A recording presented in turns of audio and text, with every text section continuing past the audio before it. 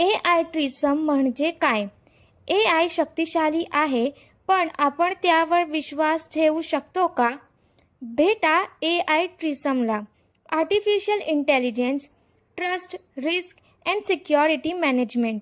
AI TRiSM हे सुनिश्चित करते की AI प्रणाली खालीलप्रमाणे आहेत: विश्वासार्ह, सुरक्षित, नैतिक, जोखीममुक्त.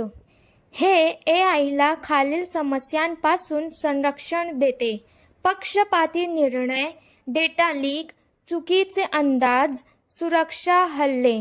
मोठ्या कंपन्या AIच्या वर्तनावर नियंत्रण ठेवण्यासाठी आणि कायद्यांचं पालन करण्यासाठी AI ट्रिसमचा वापर करतात.